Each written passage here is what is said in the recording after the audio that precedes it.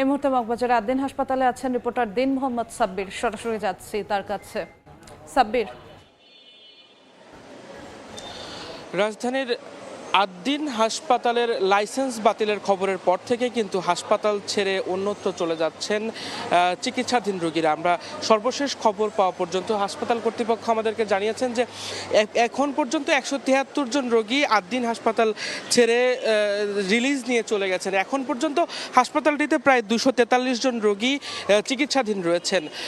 এর মধ্যে এই 243 জন রোগীর মধ্যে প্রায় 69 জন রোগী রয়েছেন যাদের অবস্থা যারা ক্রিটিক্যাল ইউনিটে চিকিৎসাধীন, অর্থাৎ আইসিইউ, সিসিইউ, এইচডিইউ, এনআইসিইউ সহ এই ধরনের ইউনিটগুলোতে এখন পর্যন্ত 69 জন রোগী যারা চিকিৎসা নিচ্ছেন।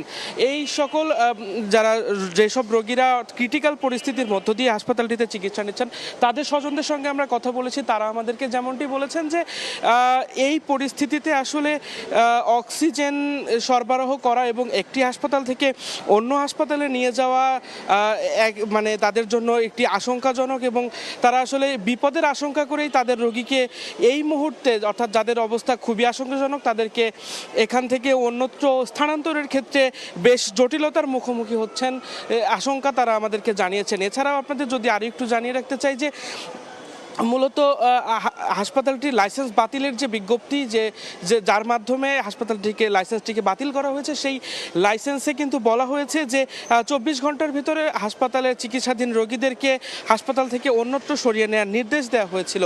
কিন্তু গতকাল থেকে এখন পর্যন্ত আমরা দেখেছি হাসপাতাল থেকে অনেকেই অন্যত্র সরে যাচ্ছেন। তবে এখন পর্যন্ত প্রায় 250 রোগী যারা হাসপাতালে রয়েছেন, তো সব মিলিয়েই যাদের অবস্থা ক্রিটিক্যাল ইউনিটে যারা চিকিৎসাধীন রয়েছেন আইসিইউ, সিসিইউ, এনআইসিইউ এবং এইচডিইউতে, সে সকল রোগীদের স্বজনেরা আমাদেরকে বলছেন যে তাদেরকে অন্যত্র স্থানান্তর, অন্য হাসপাতালে নেওয়া এবং অন্য জায়গায় এ ধরনের ইউনিটে তাদের একটি বেড ব্যবস্থা করার জন্য তারা বেশ জটিলতার মুখোমুখি হচ্ছেন।